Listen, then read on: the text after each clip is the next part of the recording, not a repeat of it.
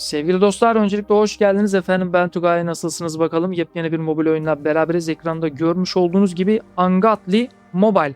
Şimdi oyundan bahsetmeden önce nasıl indirebilirsiniz? APK dosyasını biliyorsunuz ki oyunla ilgili de bütün bilgileri bulursam açıklamalar kısmına bırakıyorum. Açıklamalar kısmını kontrol etmenizi tavsiye ediyorum. Ama Kanada ve Amerika bölgelerinde de şu an oyun indirilebiliyor olması lazım. Avrupa serverları da açıldı. Önceden Asya serverları vardı. Aşağıya doğru bakarsanız sağ tarafta EU seçmiş durumdayım zaten ben. Ungodly Mobile nedir? Azra Games tarafından geliştirilen ve 30 Temmuz 2026 tarihinde iOS, Android ve PC Steam platformları için dünya çapında global çıkış yapacak olan oynaması ücretsiz bir karanlık fantazi temasına sahip aksiyon RPG artı gacha oyunudur sevgili dostlar. Kısaca bundan bahsedebilirim. Şimdi oyunda Türkçe dil desteği de olacak, haberiniz olsun.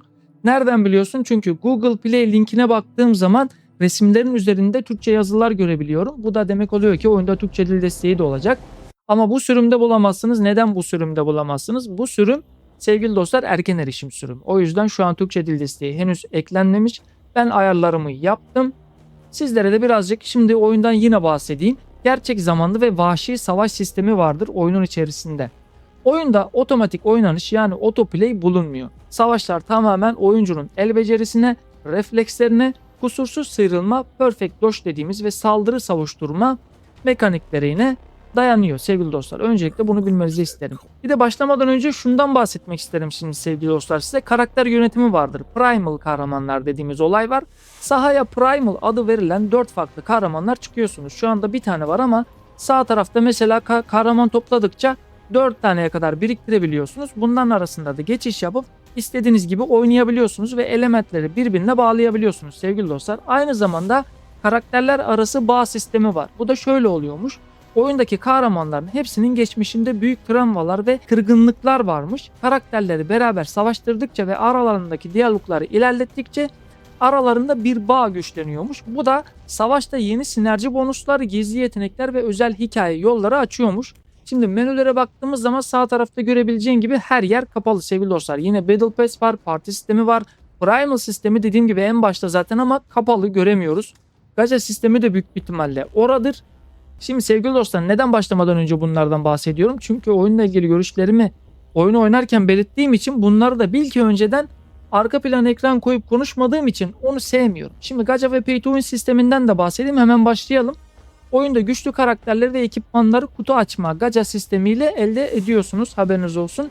Savaşlar tamamen yeteneğe dayalı tasarlanmış olsa da Gacha yapısından ötürü ilerleyen zamanlarda cüzdan gücünün Pay to Win ne kadar etki edeceği oyuncular ve içerik üreticileri tarafından yakından takip ediliyor. Bazı oyunlarda da şimdi dediğim gibi erken erişimde olduğu için mağazada satılan ürünler yani farklı olabiliyor. Onun dışında oyun çıkıncaki ürünler farklı olabiliyor. Onunla ilgili şu an tam bir şey diyemiyorum ama bakalım gacha sistemini görebilir miyiz? Biraz oynayalım bir 5-10 dakika sevgili dostlar. Şu an zaten 3 dakika oldu. Dediğim gibi Türkçe dil desteğine de sahip bir oyundur. Çıkınca oyunda Türkçe dil desteği olacak. Şimdi grafiksel detaylara baktığımız zaman çok iyi.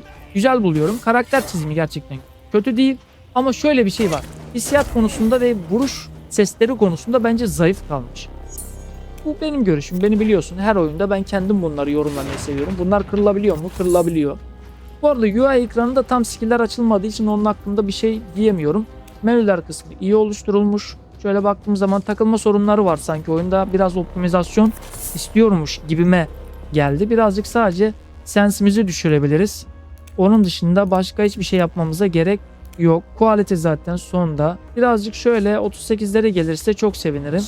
Başka da şu anlık gördüğüm herhangi bir şey yok. Efekt kalitesi bence biraz daha iyileştirilebilir.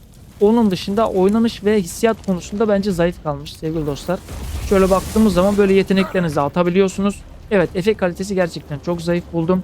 Diğer karakterleri görmek lazım. Aralarında nasıl geçiş yapabiliyoruz ve nasıl oynuyoruz onları görelim. Bu da ultimizmiş.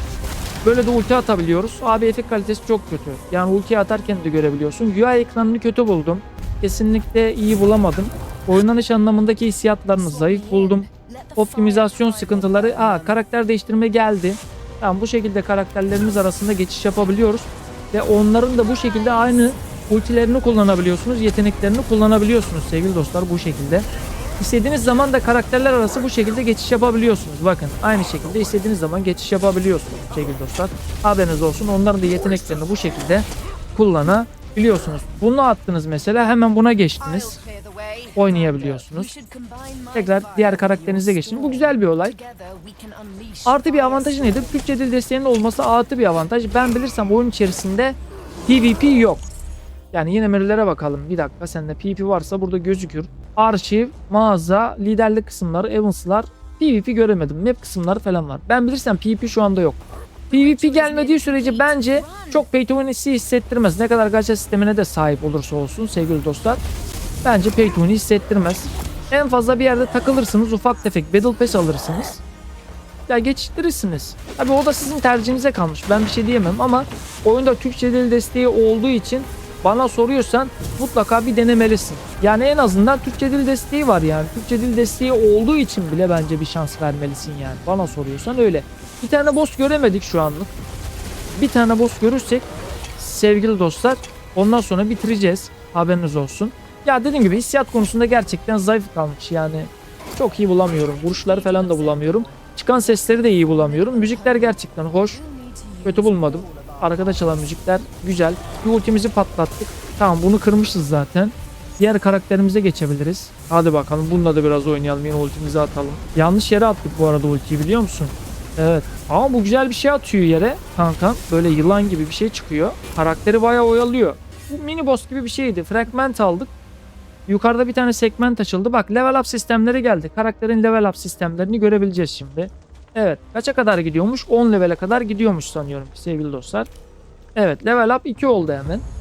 Bunun yanı sıra belirli kartlar var oyunda. Kartları takabiliyorsunuz ama şu an gösterebiliyor muyum bilmiyorum. Burada gösterebiliyorum ama bırakmıyor. Evet. Orada gördüm. Kart sistemi var. Belirli kartları toplayabiliyorsunuz. Yine onlar da gacha sisteminden çıkabiliyor ve bosslardan düşebiliyor diye biliyorum sevgili dostlar. Onlar da ekstra defans, atak gibi özellikler verebiliyor. Haberiniz olsun yani. Biraz daha oynayalım bence. Şu anlık bir mini boss falan görebilirsek bizim için çok iyi olabilir. Daha göremedik ama bak mesela bu yere yılan gibi bir şey atıyor kanka. Çok bayağı iyi yani. Bayağı oyalıyor mobları. Bu mini boss gibi bir şey olabilir mi? Olabilir. Kırdık. Bravo. Güzeldi. Onun dışında 9 metre burada bir kutumuz varmış. Yine bir şeyler aldık. Bak, kutudan geldi. Kart geldi. 3 yıldızlı bir tane kart geldi. Bak, hemen ondan da bahsediyor. Primal'larımızdan hemen yapacağız. Evet, kart sistemi de böyle sevgili dostlar. Buradan ama şimdi bunların da level up sistemi olduğu için bunları gacha sisteminden de elde edebiliyorsunuz. Bak, atak defans hemen yükseldi. Exchange dediğiniz zaman buraya materyalinizi koyuyorsunuz sevgili dostlar. Bastığınız zaman level up hemen max HP falan arttı, defans falan. Bu kartların çeşitli olanı da var. Ama şimdi gacha sistemi açılmadığı için ben sana tam gösteremiyorum. Envanter kısımlarımız açıldı. Upgrade materyallerimiz geldi. Kartımız bir tane burada görebiliyor musunuz? Relik falan var. Primus kısmına baktığımız zaman neleri görebiliyorsunuz? Karakterlerinizi falan görebiliyorsunuz. Onun dışındaki parti ekranı varmış. Partide ne görebiliyoruz? Evet, 4 kişilik mangamızı görebiliyoruz. Aynı bahsettiğimiz gibi. Zaten fazla uzatmayacağız. Birazdan bitireceğiz sevgili dostlar. Şuralara da bir bakalım. Burada ne varmış? Buraya da bakalım. Bitirelim. Çok da fazla uzatmaya gerek yok. Açık dünyasının da olduğunu biliyorum. Sadece böyle kapalı alanda oynamıyorsunuz. Yani bir harita, map dediğimiz olayı var. Işınlanma yapabiliyorsunuz. Ona benzer şeyler de yapabiliyorsunuz yani. Merak etmeyin. Şu attığı çok güzelmiş skill ya. Bayağı mobları oyalıyor bro. Başka ne var burada? İçeriye mi giriyormuşuz? Tamam. Yine burada moblar var. Bunları da keselim. Ya buralarda ulti atmak istemiyorum. Ultim dolu ama ya şey olur diye, hani boss falan çıkarsa diye ultimi saklıyorum çünkü dolma süresi var ya, sonuçta cooldown'lı yani. Bunları da keselim, içeriye de bakalım, ondan sonra bitirelim sevgili dostum. Böyle bir bam, çok güzel atlıyor ama efekt kalitesi iyi değil. Hissiyatlar yine dediğim gibi. Grafik kalitesi güzel, karakter çizimleri güzel, diğer karakterleri de görmek lazım. Çok güzel karakterlerinin olduğunu yazmışlar. Reddit forumlarında baktığında çok çeşitli karakterler ve çizimlerinin güzel olduğunu yazmışlar. Türkçe'de o boss geldi. Bundan sonra bitiririz artık. Bu boss'tan sonra bitiririz sevgili dost. Haberin olsun yani. Şu çok güzel oyalıyor bak.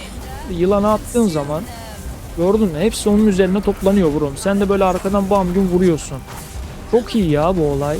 Evet, bayağı iyiymiş. Boss büyük bir ihtimalle birazdan aktif olacaktır. Bunları kestiğimizde. Evet. Bunları kestiğimizde boss aktif olacaktır sevgili dost ama şunu da attık. Bunun ultisini kullanabiliriz ya. Evet, bununkini kullanabiliriz bro. Bu ultisi çok güzel ya. Bakar mısın? Bayağı iyi. Kötü değil yani. Şunu da kestik bro. Bir de bu kaldı.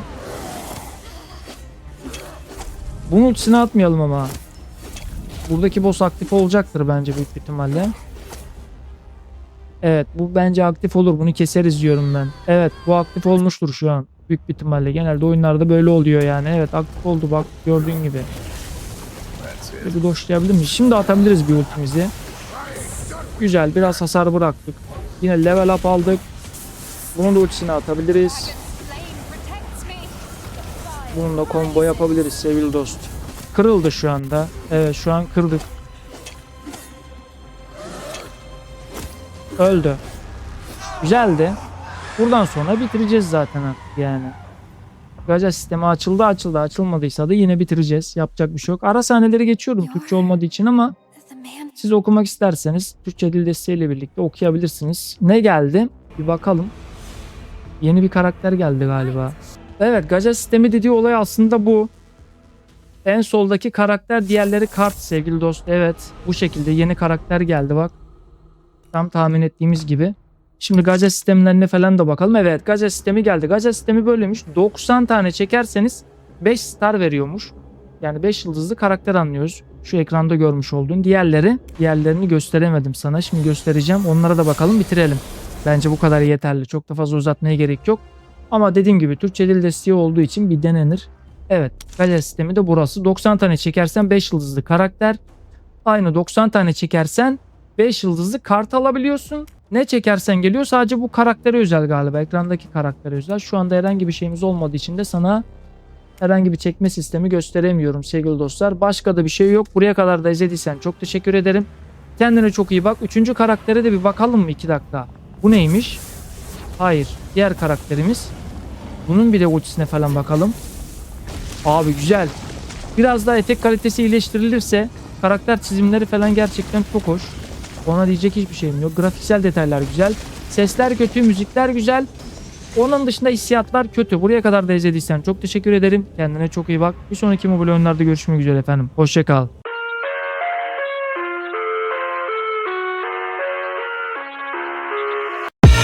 I live inside my own world of make-believe.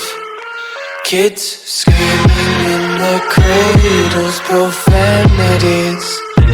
I see the world through ice covered in ink and bleach. Cross out the ones who heard my cries and watched me weep. Hush.